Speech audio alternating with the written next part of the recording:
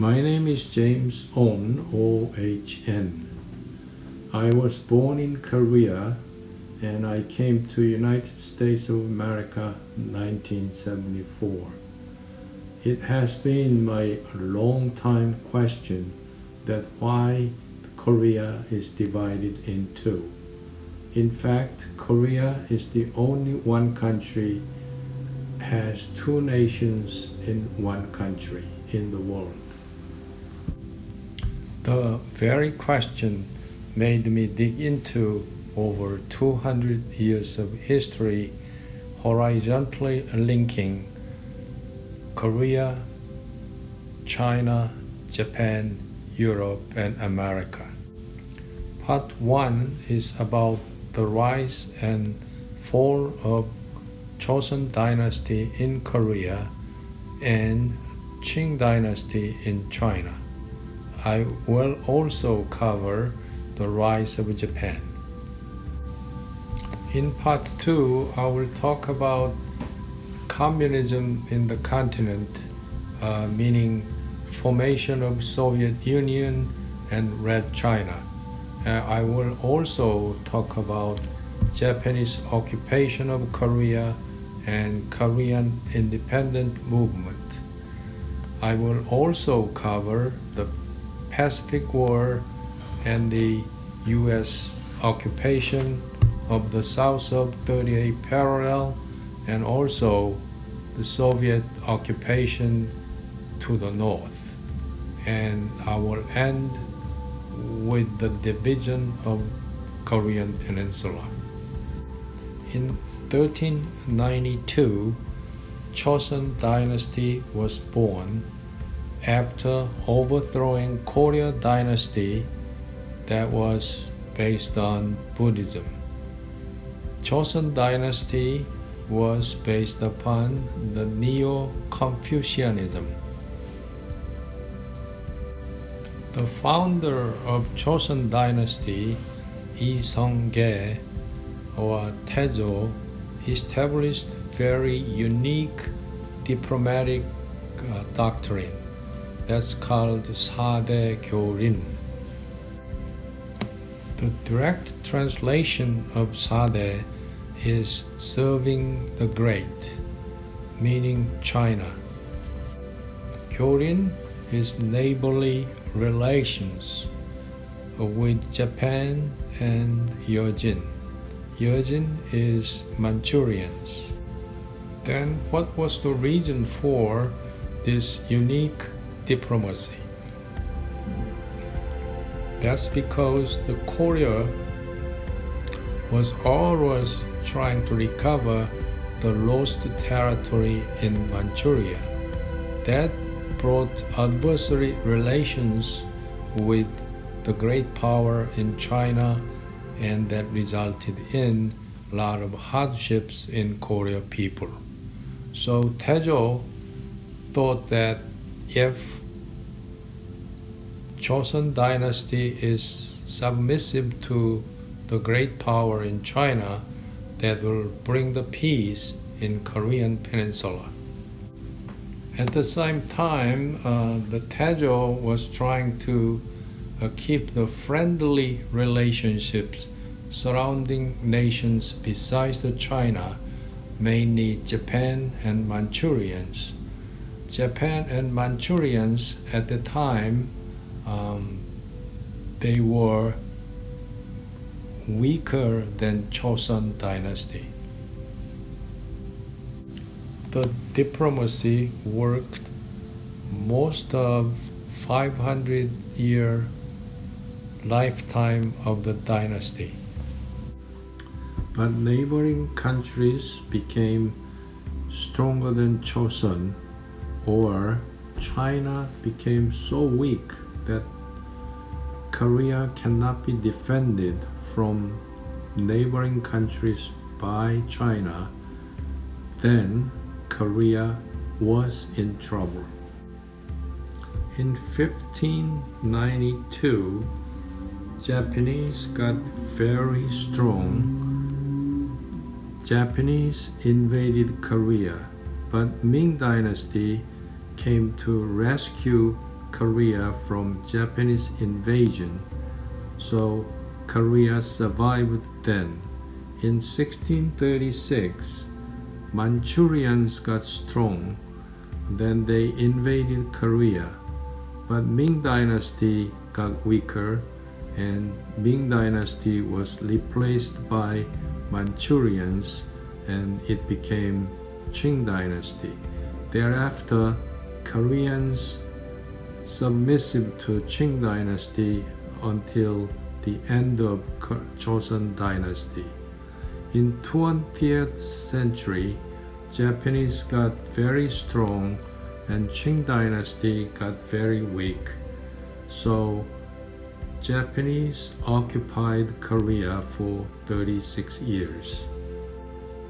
In 1792, Sir Macartney visited Emperor Qianlong of Qing for asking trade with England. But Emperor said to him that we produce everything, we make everything, so we do not need anything from you. So if you need anything, you come to my country and buy them. That was his answer. The arrogance of the emperor was the fatal mistake if you look back the history. Because at the time, Europe was going through industrial revolution, and it was the era of Enlightenment. In late 17th century through 18th and early 19th century, the Europe was going through so-called the Age of Enlightenment. In Korea, about the same time, the practical studies were evolving. They were starting to ask reasons for anything, from natural phenomena to social issues. They have been following religious doctrines blindly, but now they are waking up from the blind submission. So people start to talk about human rights, freedom, and equality. The power of the government started to shift from the king to the people, and all natural phenomena have to be proven by the experiments. In 1712, John Newcomen invented steam engine, but it could not be used in the industry. 1776, James Watt made it better for industrial use. Since then, things were produced greater amount than before and faster rate than before. The nations needed the places where they can sell and also the places where they can get raw materials. So the nations starting to occupy other nations. In other words, colonization started. Naturally, the imperialism started to form so that the stronger nations can occupy or colonize the weaker nations. Isaac Newton is famous for discovery of gravity, but he was the leading scholar of the Enlightenment in Europe. 1686, he wrote Principles of Mathematics. Then he went around and spoke about the reasoning, the importance of proving by the experiment. He probably the one that pioneered scientific thinking. 16 years before Isaac Newton publishing The Principles of Mathematics, in Korea, Yu Hyung-won had completed the essay book of Bange Surok. However, the book was not published at the time. The publication happened 100 years later. Modern historians designated him as a grandfather of the practical studies. Then why practical studies came up? I will talk about the historical background of practical studies. Another name of practical studies is Silhak. As I mentioned before, Chosun Dynasty adopted the policy 사대 교린, serving the great and keeping the peaceful relationship with the neighboring countries which is weaker than Chosun. As a result, Chosun didn't care about their own defense. Their defense is expecting Ming Dynasty will take care of it. So they didn't have strong military power. Then Japan became very strong. So they were invaded by Japan in late 16th century, and the country was devastated. 36 years after Japanese were chased out by Ming Dynasty, Chosun was invaded by Manchurians again. Chosun had 2 foreign invasions in less than 40 years. 2 wars literally destroyed the whole country. 60% of farmland became wasteland, and the 1/3 of population were gone. Yu Hyung-won pointed out the fault of NeoConfucianism. The reason for this horrible destruction is from the governing doctrine of Chosun Dynasty, that was NeoConfucianism. Confucius' teaching is all about ethics and morals. Confucius says selling the things to make money is not morally right. And also the making the things, in other words, production of the goods, is not a good thing. Consequently, Chosun instituted the class system. The ruling class was the scholars, the second class was farmers, third class was industrial workers, and the last one, the fourth class, was merchants. Yu defied the class system.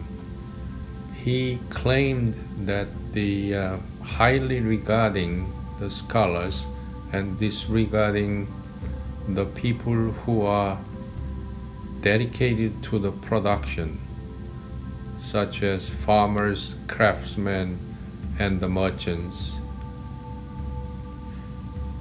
will not maintain the sovereignty of the government. The ruling class of Chosun Dynasty was called Yangban, and those class was only 2% of the whole population. They owned some slaves. The slaves made up about 40% of the population.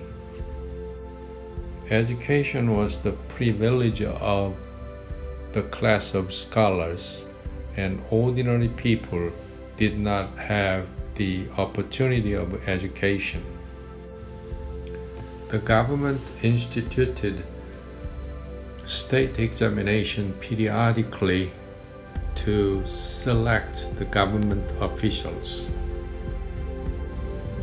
The content of the examination was all about Confucius teaching, in other words, ethics and morals. There were nothing about the skills that are needed for making a living. As a result, the purpose of education was just to pass the examination.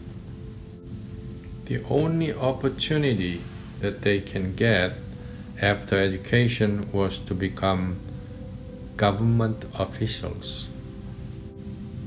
In 1670, Yu Hyung-won authored Bange Surok. Bange is his nickname, and Surok meant an essay. In his book, Yu Hyung-won advocated that landowners must do the farming, not by the tenants. At that time, the most of land was owned by the class of scholars. He said that it is not right Yangban who never put any dirt on their hand owns the land. He proposed to eliminate the state examination and the education should be done for the people. He also pointed out the unfairness of slavery system, and he proposed to phase out the slavery system gradually. At the era when king ruled the country for 2% of the people, which was called Yangban, then he was actually asking them giving up their privileges. His idea was far ahead of time, and he wrote it, but he did not publish it. It was published 100 years later. Regardless, it is very interesting to notice that even though there is no communication between Europe and Korea, in both places about the same time, the same kind of idea came up, in that the government should exist for the people, not for the ruling minorities. This is end of chapter 1 of part 1. I expect this series will have 5 chapters in 2 parts, so total there will be 10 chapters.